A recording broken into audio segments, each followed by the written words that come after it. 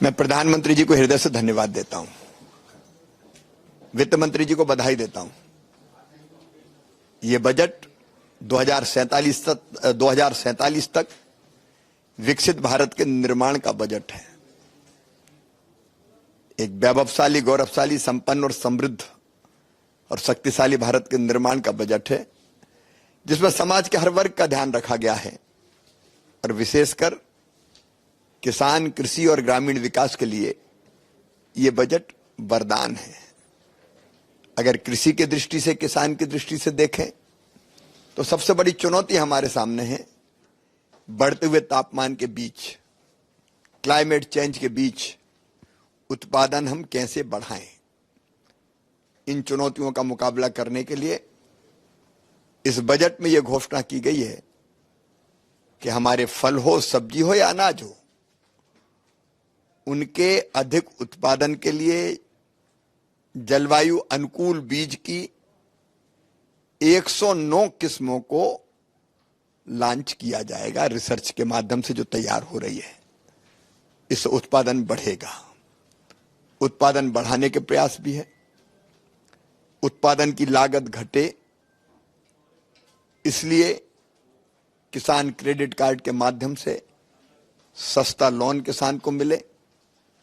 अनेकों और प्रावधान है, उसके विस्तार में मैं नहीं जा रहा, लेकिन उत्पादन का ठीक दाम भी किसान को मिले, इसके लिए एमएसपी पर खरीदी की व्यवस्था की गई है। और एमएसपी पर खरीदी भी उत्पादन की लागत में 50% प्रॉफिट जोड़ के अब एमएसपी की घोषणा की जाती है, तो उसके लिए इसमें पर्याप्त प्रावधान किया गया है। दलहन और तिलहन के उत्पादन में हमारा देश आत्मनिर्भर हो और किसान को दाम भी ठीक मिले, इसके लिए तुअर मतलब अरहर, उड़द और मसूर, ये किसान जितनी उत्पादित करेगा एमएसपी पर खरीदी जाएगी पूरी की पूरी। और तिलहन का उत्पादन भी बढ़े, देश आत्मनिर्भर हो, उसका भी प्रावधान इसमें किया गया है। लेकिन एक बात के लिए विशेष रूप से मैं प्रधानमंत्री जी को धन्यवाद देना चाहूंगा। उन्हें आने वाली पीढ़ियों की भी चिंता है, लोगों के स्वास्थ्य की भी चिंता है, और इसलिए प्राकृतिक खेती पर इस बजट में जोर दिया गया है। प्राकृतिक खेती मतलब केमिकल फर्टिलाइजर से रहित खेती। उसके लिए किसान को जागरण करके, एजुकेट करके तैयार करना, प्रशिक्षण देना, और प्रशिक्षण देने के बाद फिर प्राकृतिक खेती के लिए कुछ सब्सिडी देना, फिर उसके उत्पाद की, प्राकृतिक खेती से जो उत्पादन होगा उसकी मार्केटिंग की व्यवस्था, सर्टिफिकेशन की व्यवस्था करना, प्रमाणीकरण की, ताकि ठीक दाम मिल सके किसान को। ये सारे प्रावधान इस बजट में किए गए हैं। इससे लागत घटेगी किसान की और प्रॉफिट बढ़ेगा। लेकिन इससे और महत्वपूर्ण बात यह है कि धरती का स्वास्थ्य भी ठीक बना रहेगा। लोगों को ऐसा कृषि उत्पाद मिलेगा जो उनके स्वास्थ्य के लिए हितकर होगा, और नहीं तो अधिक केमिकल फर्टिलाइजर के उपयोग के कारण कई तरह की बीमारियां जन्म ले रही है। डिजिटल इंफ्रा बनाकर किसान को कई परेशानियों से छुटकारा दिलाया जाएगा। अब बैंक लोन लेने में उनको औपचारिकताओं में कई दिन नहीं लगेंगे। इसके कारण आधे घंटे में ही सारी जानकारी मिलकर उनका काम हो जाएगा। एक किसानों के लिए क्रांतिकारी बजट है ये। लेकिन किसान और ग्रामीण विकास दोनों एक दूसरे के पूरक हैं। इस बजट में आप देखेंगे तो ग्रामीण विकास पर पर्याप्त ध्यान दिया गया है। मनरेगा पर अब तक का सबसे बड़ा प्रावधान लगभग 86,000 करोड़ रुपए का किया गया है, जिससे गरीबों को रोजगार मिलेगा मजदूरी के माध्यम से, और स्थायी पर संपत्तियां, परमानेंट असेट्स भी ग्रामीण क्षेत्र में खड़े किए जा सकेंगे, जो ग्रामीण क्षेत्र के विकास के लिए मील का पत्थर होंगे।